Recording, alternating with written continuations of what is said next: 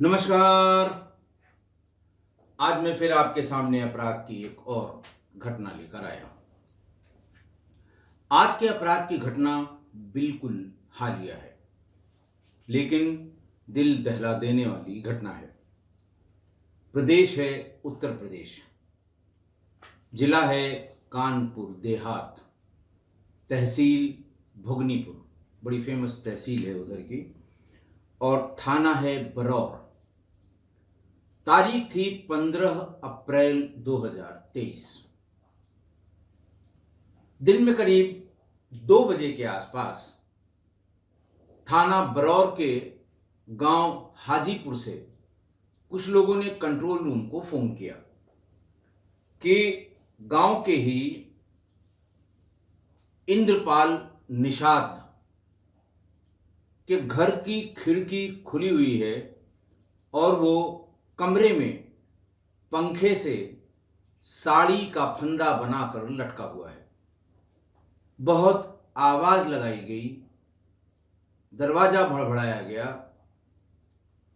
खिड़की के बाहर से उसके ऊपर पानी फेंक कर यह जानने की कोशिश की गई कि कहीं यह जीवित तो नहीं है, लेकिन ऐसा लगता है कि वो मर चुका है। 1 घंटे में पुलिस भी पहुंच गई। करीब 3 सवा 3 बजे पुलिस पहुंची। पूरा गांव इकट्ठा था, खिड़की खुली हुई थी, खिड़की से कमरे के भीतर का नजारा दिख रहा था कि वो लटका हुआ है, साड़ी का एक फंदा बनाकर लटका हुआ है, उसका मोबाइल फोन नीचे पड़ा हुआ है। पुलिस ने फौरन दरवाजे को तोड़ा। दरवाजा तोड़ के जब पुलिस अंदर गई तो वहां पर दृश्य बहुत ही विभत्स था। पलंग पर उसके पत्नी निशा, जिसकी उम्र करीब 35 साल थी, उसकी लाश पड़ी हुई थी। उसी के बगल में छोटी चारपाई पर उसके 2 बच्चे, प्रवेश लड़का जिसकी उम्र करीब 12 साल थी और जानवी लड़की जिसकी उम्र करीब 8 साल थी, वो दोनों भी मृत अवस्था में पड़े थे। पत्नी को एक अलग चादर में और दोनों बच्चों को दूसरी चादर से उनको ढक दिया गया था।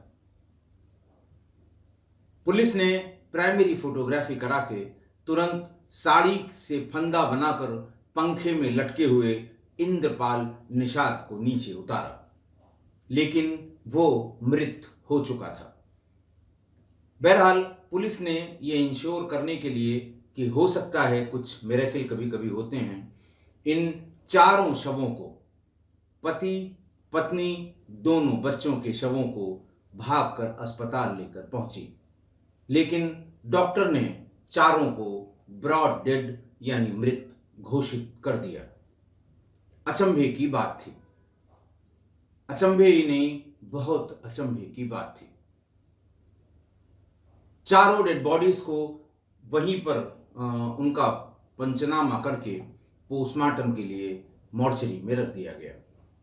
चूंकि करीब करीब 4-5 बज रहे थे और जिन शवों का पोस्टमार्टम होना था उनकी फहरिस्त लंबी थी, इसीलिए डॉक्टर्स ने बता दिया कि अब कल 12 बजे के बाद यानी 1 बजे के आसपास ही इनका पोस्टमार्टम होना संभव है।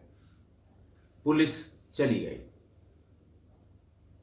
पूरा गांव परेशान था कि आखिर ऐसा हुआ क्यों।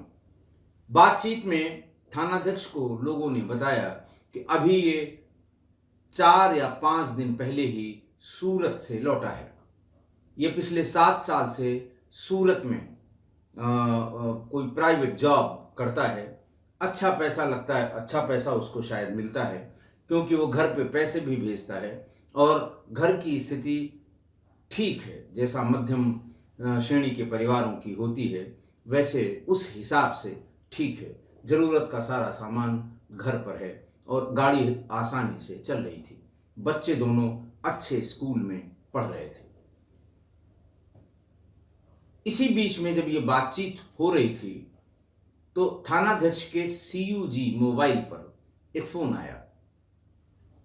उसने बताया, साहब आपको एक सूचना देनी है कि आप फौरन हाजीपुर गांव चले जाइए, वहां पर मेरे मित्र इंद्रपाल ने सुसाइड कर लिया है। थानाध्यक्ष ने कहा कि मैं इंद्रपाल के घर पर ही बैठा हूं, आप कहां से बोल रहे हैं? उसने कहा साहब मैं सूरत से बोल रहा हूं। उन्होंने पूछा आपको कैसे पता लगा? उसने कहा अभी मैंने अपना फेसबुक खोला तो करीब 2 घंटे पहले उसने एक फेसबुक लाइव किया है, जिसका वीडियो मैं डाउनलोड करके आपको भेज रहा हूं। थानाध्यक्ष भी सकते में आए कि आदमी जो मर चुका है उसका फेसबुक लाइव वीडियो ये सूरत में बैठे हुए उसके किसी फेसबुक फ्रेंड को कैसे मिला। बहरहाल तुरंत उसके आईडी को खोल के जो उस समय मौके पर क्राइम ब्रांच के लोग गए थे उन्होंने देखना शुरू किया तो करीब 2 घंटे पहले का ये फेसबुक लाइव था, 2-2.5 घंटे पहले का। और जितने उसके फ्रेंड्स थे फेसबुक के, वो उसमें उस लाइव सेशन के बंद होने के बाद उसमें तमाम कमेंट पड़े हुए थे कि इंद्रपाल भाई ऐसा मत करो, ये ठीक नहीं है, तुम्हारे बच्चे हैं, छोटे छोटे बच्चों के बारे में सोचो, तमाम बातें। लेकिन उसका कोई जवाब या रिएक्शन इंद्रपाल की तरफ से नहीं आया था। इसका मतलब कि जब उसने फेसबुक लाइव खत्म किया तुरंत उसके बाद ही उसके प्राण पखेरु उड़ गए। पुलिस ने वो वीडियो जो भेजा था उसके मित्र ने उसको देखा, क्राइम ब्रांच के लोगों ने इसकी आईडी खोल के देखी, घटना का एग्जैक्ट समय भी मिल गया। वो फेसबुक लाइव में ये कह रहा था कि मैंने गलत देखा है इसलिए मैं गलत कर रहा हूं। उसने ये भी कहा कि 2 लोगों ने हमारे परिवार को बर्बाद कर दिया है। परिवार का आशय यहां पर फैमिली अगर कहे कि साहब आज मेरी फैमिली मेरे साथ जा रही है, तुरंत शादी हुई है, तब भी पत्नी को फैमिली कह के इस हिस्से में प्रदेश के फैमिली और खासकर कानपुर से उधर पूरब की तरफ आप जहां जाएंगे अपनी पत्नी को फैमिली ही लोग कहते हैं। फैमिली का मतलब माँ बाप भाई बहन बेटा बेटी इससे नहीं है, फैमिली का मतलब उसकी पत्नी से है। तो बहरहाल उसने कहा कि मेरी फैमिली को 2 लोगों ने खराब कर दिया है। वो उन 2 लोगों में से एक का नाम भी उसने बताया, दूसरे का नाम जो वो बता रहा है वो बहुत स्पष्ट नहीं है। मैं वीडियो भी लास्ट में कम्युनिटी में पोस्ट कर रहा हूं, जो फेसबुक लाइव का उसका वीडियो था, आप लोग भी देखें कि वो क्या कह रहा है, किसका नाम ले रहा है। गांव वालों को जब ये बात बताई गई कि क्या पति पत्नी में कोई इस तरह का झगड़ा होता था या पति इतने लंबे समय से बाहर है, साल में 2 बार 3 बार ही आ पाता है, तो क्या पत्नी से किसी के संबंध थे? तो लोगों ने कहा साहब इस तरह की कोई बात तो गांव के लोगों के संज्ञान में नहीं आई है, ऐसा कोई रेगुलर विजिटर नहीं है जिसके बारे में शंका की जा सके।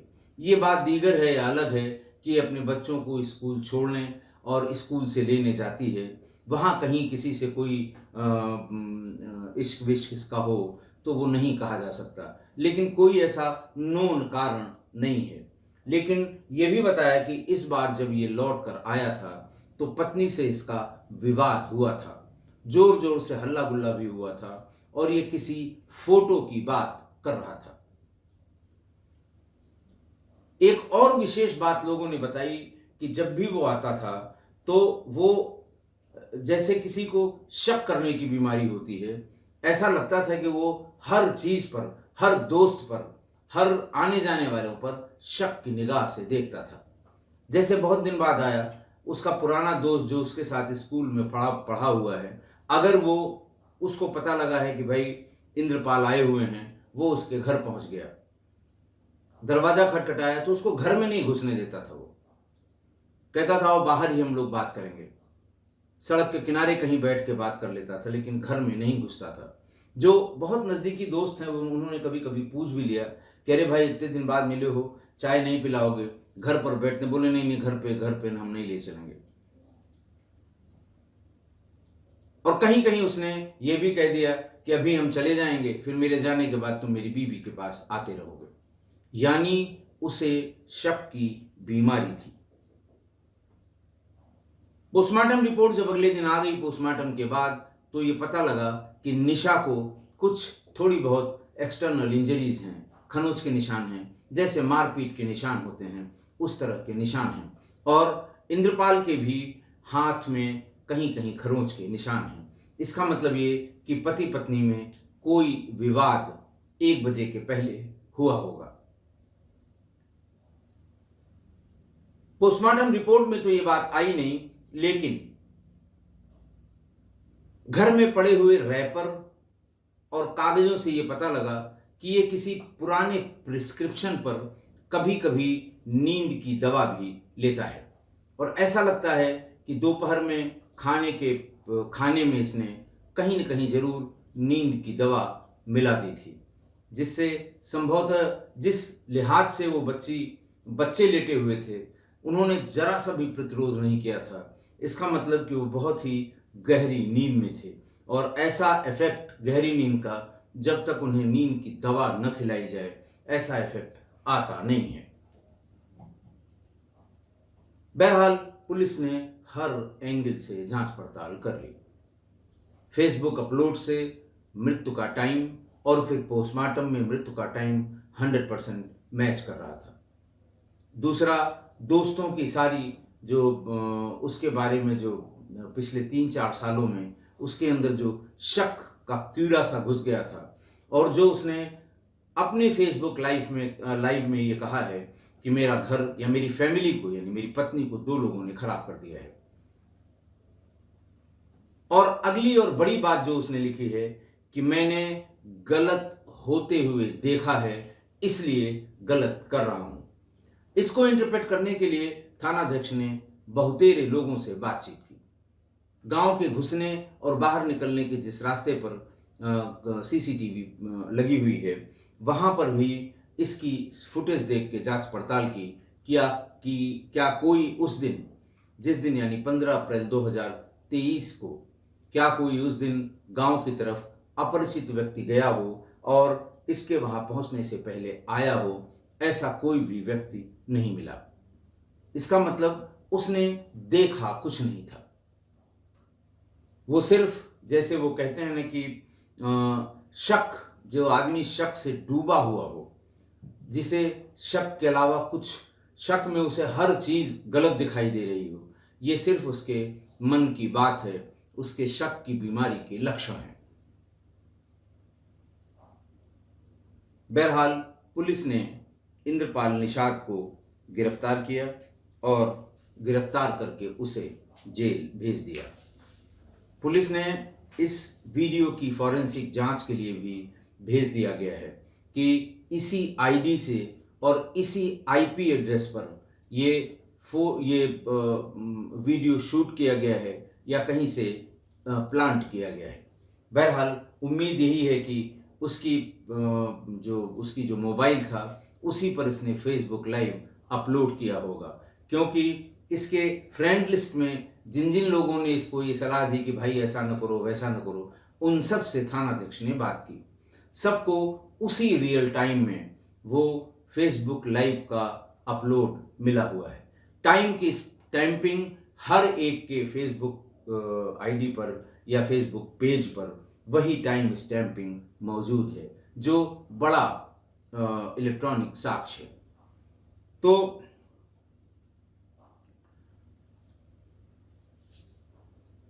एक तो ये हो गया। दूसरा, इसने खुद ये फेसबुक लाइव किया था। ये दोनों बड़े इलेक्ट्रॉनिक एविडेंस थे। और जो आईजी रेंज कानपुर हैं प्रशांत कुमार साहब, उन्होंने भी प्रेस को ब्रीफ किया 13 तारीख को ही शाम को कि पति ने पत्नी और 2 बच्चों की हत्या की है, और खुद भी फेसबुक लाइव करके अपने आप को उसने पत्नी की साड़ी से फंदा बनाकर आत्महत्या कर ली है। इस वीडियो के सत्यता की जांच फॉरेंसिक एक्सपर्ट से कराई जा रही है। बहरहाल उसको गिरफ्तार करके जेल भेज दिया गया। आज की घटना देखिए, आज की घटना में एक महिला और 2 मासूमों की हत्या केवल शक के बिना पर कर दी गई। 15 साल और 8 साल क्या उम्र है, और मारा भी किसने? बाप ने। किसकी गलती की वजह से? पत्नी की गलती की वजह से, पत्नी पर शक की वजह से। और शक इतना गहरा कि उसे यह भी लगने लगा कि शायद ये दोनों मेरे बच्चे ही ना हो। 2 मासूम जिंदगियों, चलो पति पत्नी का झगड़ा होता रहता है, पति पत्नी के बीच में कभी कभी विवाद होता है, कभी कभी एक मत नहीं होते हैं पति पत्नी, लेकिन फिर पति पत्नी ही हैं, ठीक भी हो जाता है। तमाम लोगों के जीवन की गाड़ी ऐसी ही चल रही है। और कहते तो ये हैं कि जहाँ 4 बर्तन हों, अगर बर्तन खनके नहीं, खटके नहीं, आपस में लड़े नहीं, तो फिर जीवन कैसा या जिंदगी कैसी? तो इसी तरह से सब चलता रहता है। लेकिन उन 2 बच्चों का क्या कसूर था? क्या कसूर था उन बच्चों को, जिन्हें पूरी दुनिया देखनी बाकी थी? बड़े हो ही रहे थे, 12 साल और 8 साल की भी कोई उम्र होती है। बहरहाल उसने हत्या कर दी, और उसके बाद जब उसे आत्मग्लानि हुई होगी, उसके कारण उसने अपनी भी जान दे दी। फेसबुक लाइव इसलिए किया कि लोगों को किस्सा कहानी कहने का मौका ना मिले, पुलिस बिला वजह लोगों को परेशान न करे, अखबारों के खोजी पत्रकार बिना बात के मनगढ़ंत बातें न छापें। उसने ऐसा सोच के किया या नहीं किया, ये तो वो चला गया दुनिया से, दूसरा कोई बता नहीं सकता, लेकिन अंदाजा यही लगता है। अगर बिना कुछ सोचे समझे किया तो उसने पुलिस की बड़ी मदद की, समाज की बड़ी मदद की, अपने परिवार, रिश्तेदार और दोस्तों को बड़ी मुसीबत से बचाया। आप जरा सोचिए कि अगर इसने फेसबुक लाइव न किया होता तो कोई न कोई विद्वान और खोजी पत्रकार ये जरूर लिखता कि ऐसा लगता है कि किसी तीसरे ने पहले पत्नी के साथ गलत किया, फिर उसकी हत्या कर दी, बच्चे जग गए, उनकी भी गला दबा के हत्या कर दी, इसी बीच में पति आ गया, उसकी भी गला दबा के हत्या कर दी, और उसे पंखे से लटका दिया, ताकि पुलिस इसी में गोल गोल घूमती रहे। और पुलिस ने भी यही किया। इसको हत्याओं के बाद पति द्वारा की गई आत्महत्या मान के इसकी फाइनल रिपोर्ट लगा दी।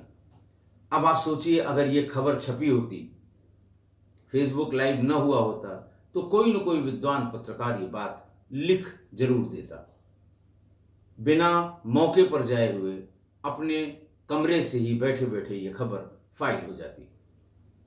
और अगले दिन जब इस खबर को वरिष्ठ अधिकारी देखते, जैसे थानाध्यक्ष से ठीक ऊपर वाले सर्किल ऑफिसर, डीएसपी जिसे कहते हैं, एसीपी भी कहते हैं कमिश्नरेट में, एसपी सिटी देखते, डीसीपी यानी कप्तान साहब अगर देखते, तो उनके दिमाग में सिर्फ यही बात होती कि ये बदमाशी थानाध्यक्ष की है, इसने किसी को बचाने के लिए सबको मारकर आत्महत्या करना, ये वाली थ्योरी गढ़ दी। अगर उसने लिखा है तो जरूर इसमें कोई न कोई सच्चाई होगी। फिर उसके बाद थानाध्यक्ष को बताया जाता कि भाई इसमें बेईमानी की बू आ रही है, तुम किसी को बचा रहे हो, पुलिस से कुछ छिपता नहीं है, तुम्हें भी असलियत का पता लग गया है, लेकिन फिर भी तुम उसको बचाने के चक्कर में पूरी कहानी को गोला घुमा के, गोल गोल घुमा के, कह रहे साहब वो तो सबको मार के खुद लटक गया, इस केस में ओपन एंड शट केस है, इसमें कुछ नहीं है। अगर ऐसा वरिष्ठ अधिकारी उससे कहते तो उसकी बाँछें और खिल जाती।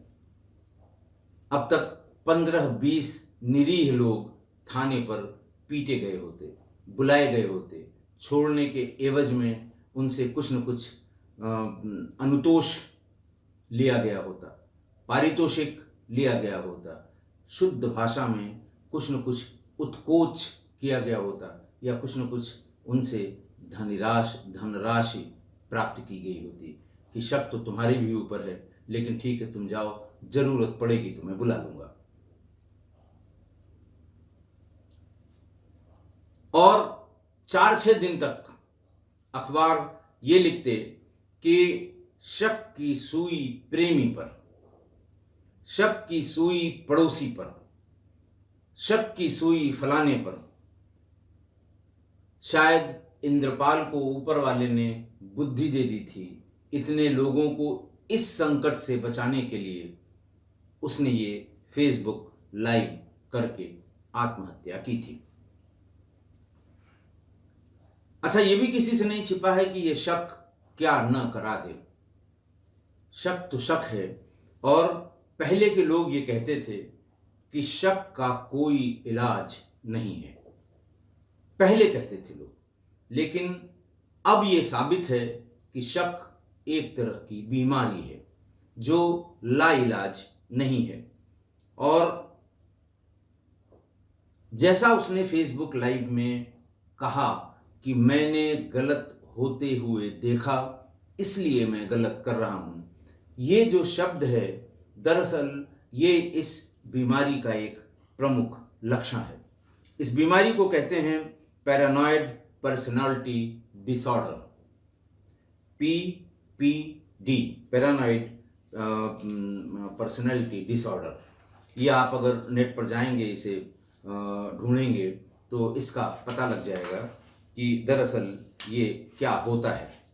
पैरानॉइड पर्सनालिटी डिसऑर्डर के बारे में दिल्ली के ह्यूमन बिहेवियर और उससे रिलेटेड जो साइंस इंस्टीट्यूशंस हैं, उसमें वरिष्ठ मनोरोग विशेषज्ञ डॉक्टर ओम प्रकाश ये बताते हैं कि कुछ लोगों को ज़रूरत से ज़्यादा शक करना और केवल संदेह के आधार पर दूसरों को दोषी मान लेना, ये उनके हर दिन की या उनकी आदत में शुमार हो जाता है। तो लक्षणों की पहचान और बीमारी के कारणों को जानकर इस समस्या का इलाज कराना चाहिए।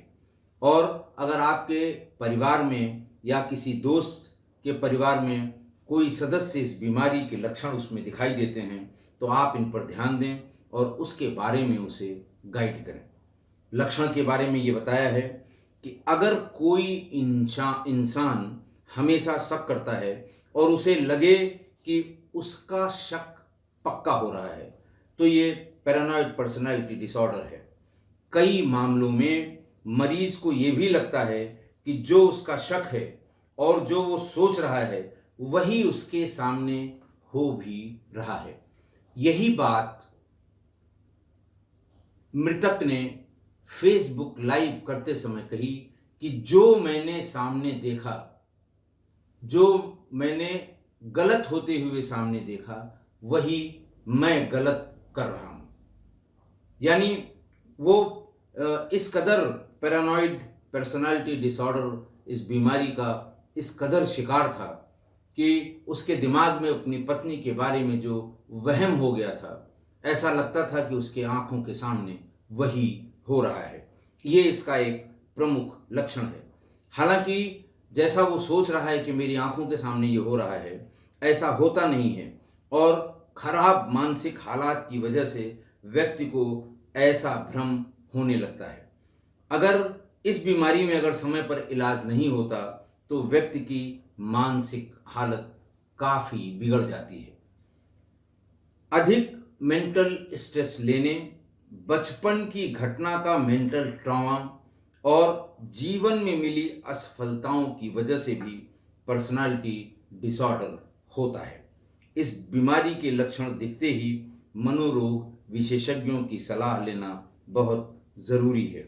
काउंसलिंग और दवाओं के माध्यम से पैरानॉइड पर्सनालिटी डिसऑर्डर की बीमारी को काबू में किया जा सकता है। इसलिए अगर कोई पति पत्नी, लड़का लड़की, बाप बेटे या कोई ऐसे रिश्ते वाले संबंध इनमें से कोई भी ऐसी शक वाली बीमारी से ग्रसित है तो उनका इलाज कराइए, वरना आज जैसी घटनाएं इनको कोई रोक नहीं पाएगा। ये सोचकर बैठने की ज़रूरत नहीं है कि शक का कोई इलाज नहीं है। शक दरअसल एक रोग है। मैंने आपको बताया कि इस रोग को पैरानॉइड पर्सनालिटी डिसऑर्डर कहते हैं, और डिटेल आप नेट पर चले जाइए, इसके बारे में आपको जानकारी हो जाएगी।